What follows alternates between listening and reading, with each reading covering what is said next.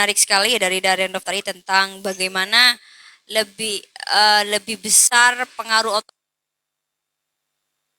cek cek dibandingkan pertentangan kelas yang ia kritik dari Karl Marx. Cek cek ya. Bagaimana faktor ekonomi tidak menjadi satu-satunya faktor adanya kesenjangan sosial, adanya konflik atau sebenarnya bukan kesenjangan sosial ya, adanya konflik dalam suatu sistem masyarakat. Saya ingin tanyakan adalah tentang otoritas memang atau bukan otoritas ya.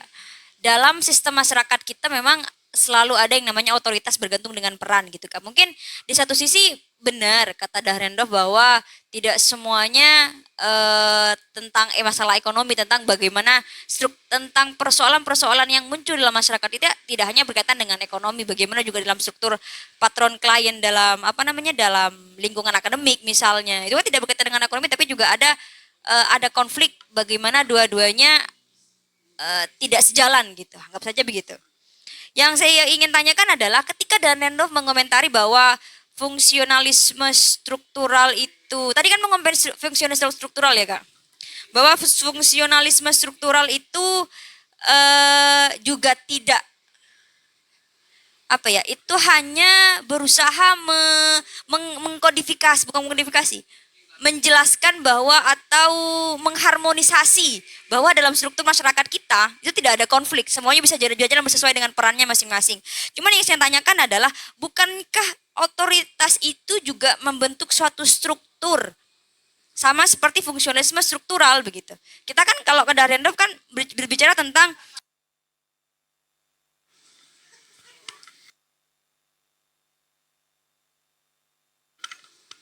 cek. Ini tadi kan salah. Jadi kan penyebab konflik itu bergantung pada peran sosial dalam struktur masyarakat tentang siapa yang menguasai dan siapa yang dikuasai. Cuman saya merasa bahwa bukankah itu juga jauh berbeda dengan fungsionalisme struktural yang kita mengetahui bahwa dalam struktur masyarakat terdapat fungsi-fungsi yang juga bergantung dari perannya masing-masing. Bukankah juga Dahrendorf di satu sisi juga menjelaskan atau sejalan dengan fungsionalisme struktural dalam membaca tentang otoritas-otoritas itu? Pun juga saya melihat bahwa otoritas itu berlaku dalam fungsionalisme struktural gitu sih Kak. Sederhananya begitu. Oke, terima kasih pertanyaannya. Saya langsung jawab.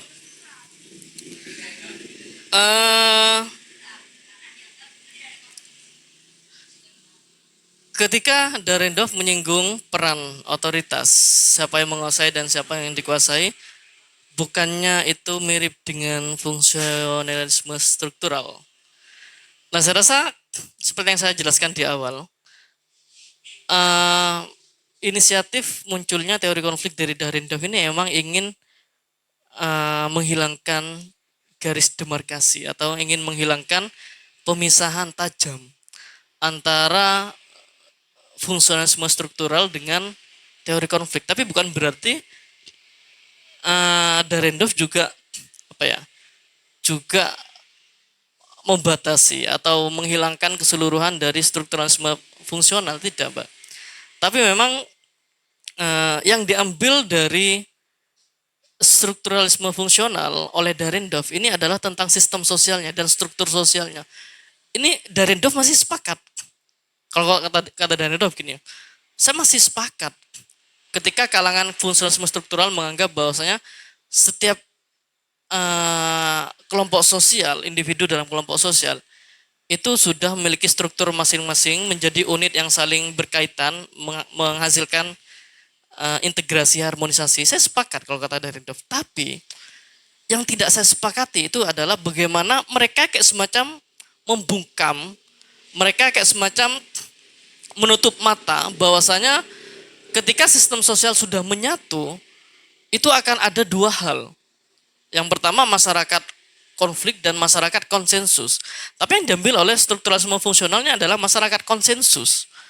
Semuanya baik yang punya peran menguasai, dikuasai, itu ujung-ujungnya pasti memunculkan integrasi sosial, harmonisasi.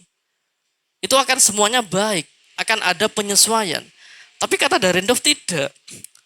Ini yang yang paling tajam dikritik oleh Dahrendorf karena strukturalisme fungsional itu mereka tidak berpikir bahwasanya ketika kita sudah masuk ke sistem sosial, kita juga rawan mengalami konflik kepentingan. Terutama tentang siapa yang menguasai dan siapa yang dikuasai. Ini yang dilupakan karena strukturalisme fungsional mengatakan meskipun ada orang yang menguasai dalam skala kelompok sosial, ada orang yang dikuasai. Tapi ujung-ujungnya mereka tetap berjalan sesuai dengan perannya masing-masing. Tidak ada kecemburuan sosial, tidak ada gesekan. Itu pandangannya strukturalisme fungsional. Karena akan tertata kalau kata mereka. Jadi satu unit dengan unit lainnya itu sama-sama saling memahami, saling menyesuaikan sesuai dengan peranan masing-masing. Nah, itu yang dikritik oleh Dahrendorf karena tidak semuanya demikian, terutama ketika kita melihat masyarakat industri zaman sekarang. Karena sudah banyak sekali terjadi bahwasanya ternyata pembagian peranan otoritas seperti itu, kualitas otoritas seseorang itu berbeda dan ini sebenarnya menciptakan konflik antar kelas. Itu yang membedakan Dahrendorf dengan strukturalisme fungsional dan ini yang tidak sama antara keduanya. Ya, saya rasa itu ya.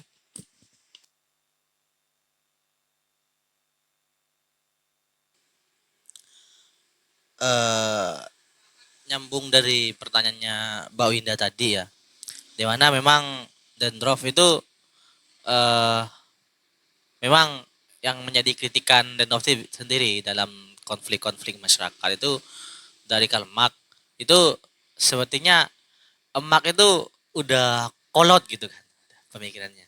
Artinya udah dari polarisasi sosial yang terjadi di kalangan masyarakat sendiri, pertentangan itu tidak hanya antar kelas, melainkan kata Dahrendorf itu kita itu pertentangannya sebenarnya bisa saja antar kepentingan saja. Saya kata kepentingan. Akan tapi saya rasa dalam setiap hal kepentingan dan semacamnya itu pasti ada kaum otoritas, kaum yang yang bisa dibilang memiliki hak lebih besar untuk dapat mengeksploitasi terhadap masyarakat yang lebih kecil dan yang lebih rendah dalam tatanan sosialnya seperti itu. Ketika lihat sekarang ya mungkin konflik yang terjadi di Indonesia itu sendiri tentang rempang gitu kan, yang di Batam. Nah itu kalau sekilas dilihat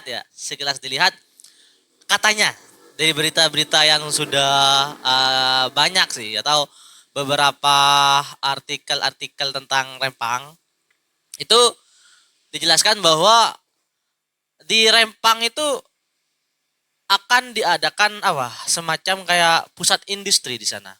Akan dijadikan Rempang city ya. Jadi menjadi tempat industri besar yang akan ada di Batam.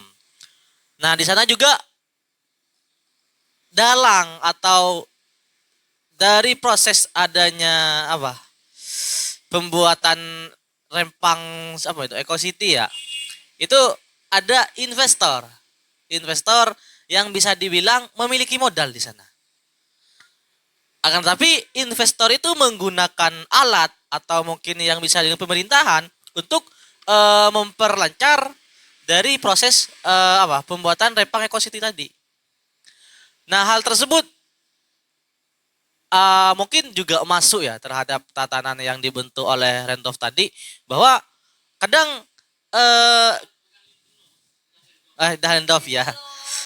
Dahrendorf.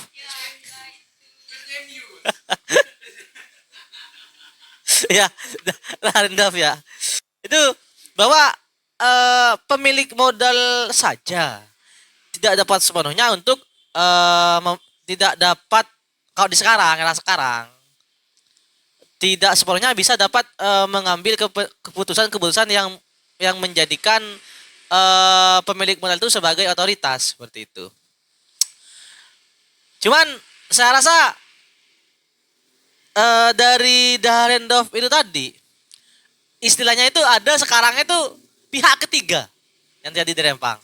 Pihak ketiga yang digunakan itu adalah pemerintahan. Karena pemerintahan itu yang memiliki kekuasaan untuk menentukan, memetakan berbagai lahan yang dibutuhkan oleh investor itu tadi. Nah, semisal ini pertanyaannya Kak ya. Dari beberapa kejadian yang terjadi di sana, apakah memang mengkultuskan atau lebih memperjelas bahwa teori-teori dari Karl Marx itu memang semestinya sudah kolot gitu loh? Atau apakah memang Randolph itu menjadi pembaru dari Karl Marx itu sendiri? Seperti itu. Itu dulu. Ini juga yang saya bingungkan gitu Kak. Berbicarakan tentang satu bahwa otoritas itu tadi Randolph bilang bahwa satu peran itu memang kompleks gitu kan. Dia dipengaruhi oleh banyak hal atau dipengaruhi oleh beberapa kepentingan yang mempengaruhi itu sehingga dia punya otoritas yang bisa menguasai hal lain atau unit-unit lain begitu. Cuman dan yang kedua tadi ada controlling gitu tentang bagaimana pengendalian konflik itu atau siapa yang mengendalikan di balik otoritas-otoritas itu. Nah, yang saya bingungkan begini, jika mungkin Randolph bilang bahwa konfliknya Marx itu terjadi ketika masanya Marx gitu. Cuman ketika kita kembalikan lagi bahwa apakah Randolph tentang konflik kekuasaan itu kita bicara dalam aspek controlling gitu. Kalau untuk konflik otoritas mungkin itu bisa kita lihat dalam banyak fenomena di dunia nyata dan maya. Cuma dalam aspek controlling, kadang ini yang saya rasa lepas dari apa yang diperkirakan oleh Randolph di masa lalu begitu. Kita tahu bahwa misalnya kita tarik ke fenomena dunia maya, bagaimana controlling itu kadang tidak berkaitan dengan siapa, tapi bagaimana perputaran apa tuh namanya?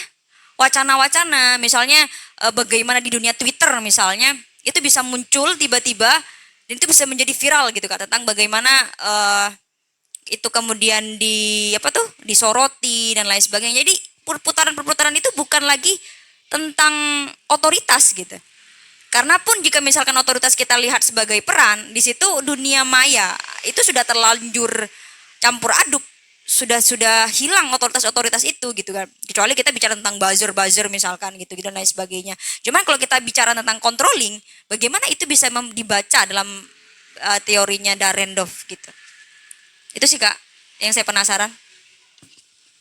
Jadi pertanyaannya Bung Akbar tadi itu lebih kepada apakah Randolph ini apakah memang teorinya Karl Marx yang kolot atau Randolph ini sebagai tokoh pembaru dari Karl Marx gitu ya.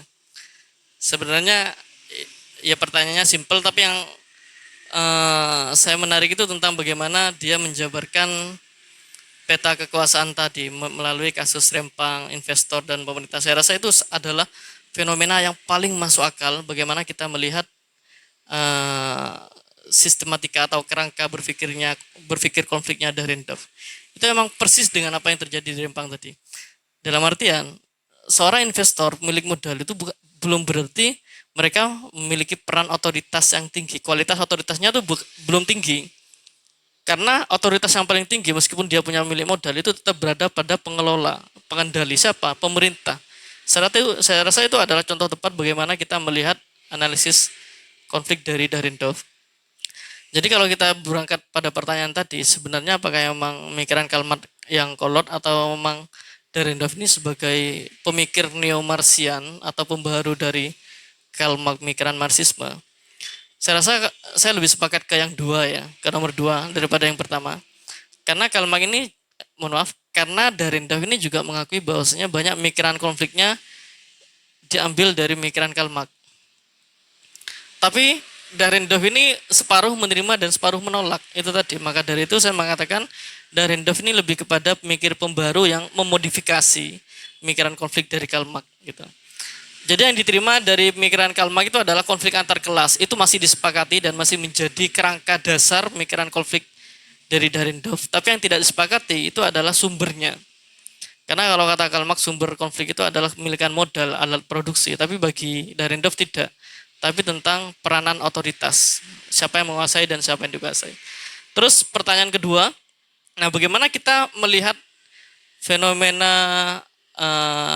pengendalian, controlling peran otoritas ini dalam media sosial. Karena hari ini kita hidup dalam dunia digital. Saya rasa ini juga pertanyaan menarik karena ini juga luput dari pembahasan Dahrendorf sendiri. Karena emang kalau dilihat dari apa ya, tentang kehidupan Dahrendorf sendiri, saya rasa Dahrendorf belum nyentuh, kalau secara pemikiran orisinalnya ya, belum nyentuh tentang bagaimana pengendalian tersebut muncul di dalam ranah sosial tapi dalam lanskap digital. Karena memang dulu Dahrendorf ini sudah meninggal sebelum dunia digital kita merambak seperti sekarang ini. Karena memang fokus Dahrendorf dulu emang belum ada dunia digital. Fokusnya pada konflik sosial saja, Pak.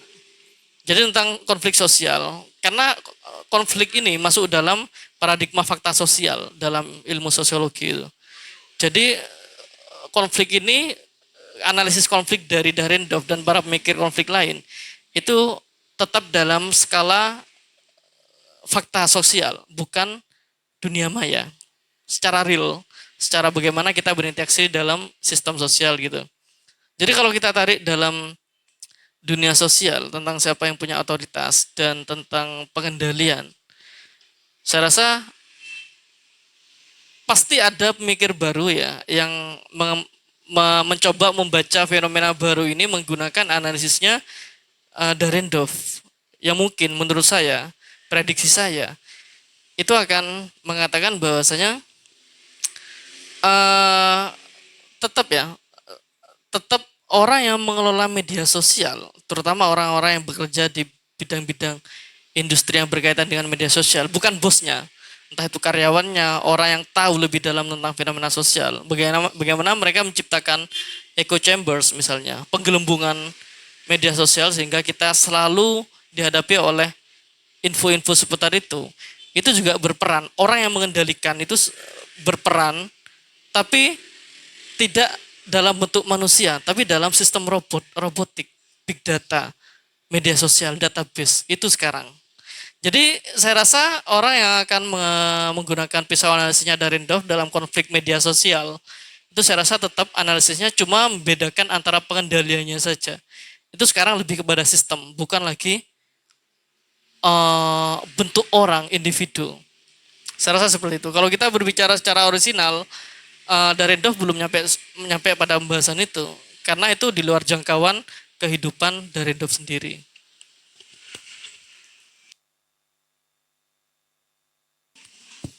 Oke, bismillahirrahmanirrahim. Jadi dulu saya di pesantren sering mendapatkan kata-kata seperti ini, Kak. Siap dipimpin dan siap memimpin, ya kan. Saya nggak tahu kenapa harus dipimpin dulu dan kenapa memimpin kemudian. Dan mungkin ini menjadi suatu pembahasan yang akan menarik jika kita bahas pada teori milik Ralph Dahrendorf di sini. Soalnya kayaknya di sini saya menemukan suatu bentuk relasi kuasa menguasai. Jadi relasi kuasa ada tandanya itu, ada strip menguasai. Jadi ini bukan hanya relasi kuasa, tapi hubungan antara orang yang berkuasa dan yang menguasai. Yang di dalamnya sangat berkaitan erat dengan pihak-pihak yang memiliki otoritas. Yang menurut Dahrendorf di sini dikatakan bahwa hal itu semua bergantung kepada peran secara sosial. Akan tetapi kalau kita melihat dari peran secara sosial kan kayak ada pihak-pihak yang memiliki, kalau katanya Bayam Suri itu ya, Bayam Suri kan harus ada nilai-nilai yang menjadi basis artian sehingga seseorang itu dikatakan sebagai orang yang memiliki otoritas. Kalau paradigma yang dipakai Bayam Suri itu adalah paradigma materialisme. Lu punya duit, lu punya kuasa. lu punya duit, lu punya otoritas. Ya kan seperti itu. Nah, eh, saya enggak tahu, saya bukan Bayam Suri maksudnya. Jadi kayak peran dalam pengertian Dahrendorf di situ memiliki basis apa? Basis pengertian kayak kita mendapatkan peran itu tidak mungkin peran itu peran yang secara buta dikasih, misalnya kayak kita misalnya di dunia sosial secara di pedesaan, di perkotaan, di kampus, di organisasi dan lain sebagainya, kita memiliki basis dasar pembagian peran yang berbeda-beda. Misalnya kayak di kampus, lu punya gelar akademisi, lu punya kuasa, lu bakal dikasih peran. Kalau sampean tidak linier antara S1, S2 dan S3, sampean nggak bakal dikasih peran. Kalau sampean nggak lulus beasiswa, nggak ini, sampean nggak akan dikasih otoritas itu, nggak dapat peran itu. Itu kalau di dunia akademik ya. Loh. Ya, kalau di kampung misalnya di kamu, lu nggak karismatik, lu nggak dapat peran, nggak bisa dijadikan kiai. Kalau di perkotaan, lu bukan tenaga profesional misalnya, lu nggak bakal dapat peran. Atau misalnya kalau di pedesaan, lu bukan keturunan kiai, lu maksimal lah jadi ustadz lah, nggak mungkin jadi kiai. Atau kalau mau maksa, nikahin aja anaknya kiai. Ya kan seperti itu kayak. Jadi peran itu tidak dibangun secara buta, ada basis nilai yang membangun seseorang itu mendapatkan peran-peran tertentu. Nah, Dahrendorf di sini memberikan pengertian ke arah mana dalam pengisian peran tersebut. Kalau di dana pemerintahan misalnya, kalau di dana pemerintahan kan jelas orang dalam. Ya kan gitu ya. Lu punya jaringan, ini saya angkat lu. Kan semacam itu ya. Jadi saya penasaran bagaimana Dahrendorf memberikan bagaimana peran yang dia bangun sebagai basis struktur pengertian dalam memberikan relasi kuasa dan menguasai itu dapat diformalisasikan menjadi peran tertentu di tengah kemasyarakatan. Dan mungkin sedikit menanggapi dari pernyataan Mbak Winda, ya mungkin bukan lebih menanggapi kayak apakah ada kemungkinan, karena saya dulu 2015 YouTube masih awal-awal gencar ya, masih ada YouTube Rewind yang pertama di 2015, itu ada kata-kata seperti ini. Digital itu kenyataan katanya. Digital itu kenyataan. Digital itu kenyataan, lo ketinggalan zaman gitu. Jadi apakah potensi dalam melihat cyber sociology itu ada? Dan dengan pengertian seperti ini, saat kita memasukkan premis bahwa digital itu kenyataan, apakah teori-teori yang digunakan, yang dibangun oleh Dahrendorf di sini juga sudah mulai bisa diadaptasi ke dalam ranah cyber? Itu aja Kak. Mungkin sekian. Mungkin lebih ke Kak. Satu sisi kan yang menjadi pertimbangan dari Dahrendorf adalah ketika manusia itu berada pada tatanan yang dimana itu selepas dari paradigma fungsionalis strukturalis, dia akan berpapasan dengan yang namanya konflik kan gitu kan. Dan hal itu akan terjadi ketika manusia itu memasuki sistem ataupun berada dalam sistem. Bukankah salah satu manusia itu, alasan manusia berada di sistem itu memang saya melihatnya satu Kak, cuma untuk survive. Enggak, bukan persoalan uang, bukan persoalan apa. Untuk survive, untuk bertahan hidup. Nah, satu sisi ketika manusia itu berada di sistem tersebut, ketika dia enggak bisa memilah dan memilih perahu mana kayak komplotan mana kayak, mungkin dia akan pertama akan teralienasi sesuai dengan apa yang dijelaskan oleh Karma, kan seperti itu. Nah, makanya saya lihat seolah-olah Dahrendorf itu nggak melihat betapa pentingnya manusia itu untuk survive di situ, untuk bertahan hidup satu sisi. Ketika mau bertahan hidup, apa solusi dari Dahrendorf itu sendiri gitu? Ini yang menjadi mungkin nanti jawaban antara masyarakat yang antar konflik dan juga masyarakat konsensus di satu sisi. Ini sebelum masuk ke sorry ya, sebelum masuk ke yang namanya controlling deh, pengendalian di situ.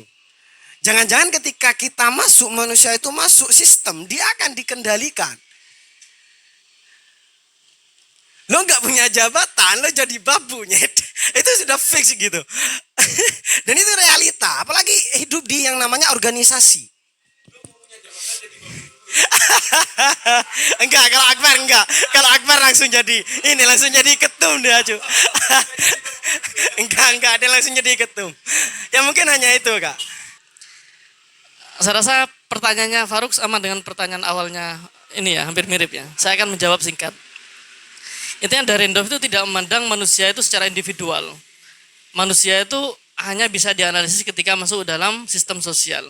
Jadi sistem sosial, jadi ketika individu tidak masuk dalam sistem sosial, individu itu berhak memposisikan dirinya sebagai berperan secara otoriter, itu berhak. Tapi kalau sudah masuk ke dalam sistem sosial, ada istilahnya yang paling menarik dari Dahrendorf itu ya.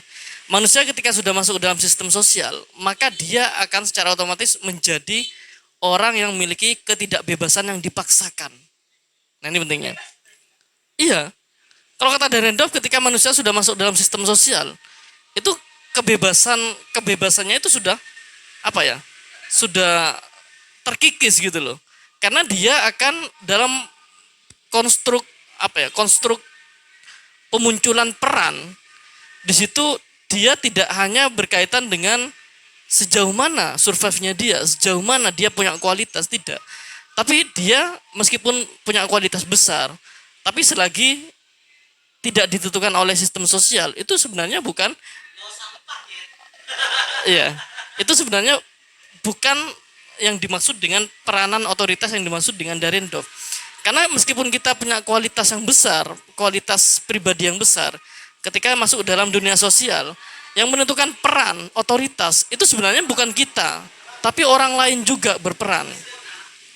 Saya rasa itu ya. Terus pertanyaan Banu yang kedua itu, saya rasa mirip juga dengan Mbak Winda, apakah bisa diadaptasi dalam dunia cybersociology, psikologi.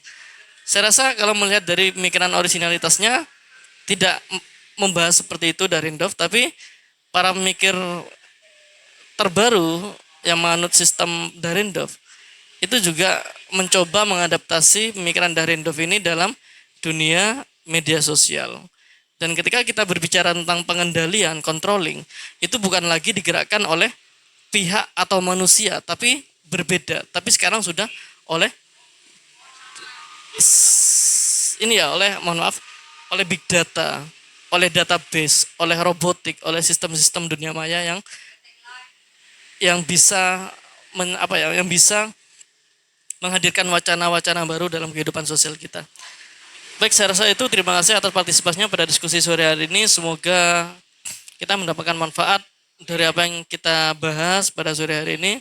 Terima kasih. Wassalamualaikum warahmatullahi wabarakatuh.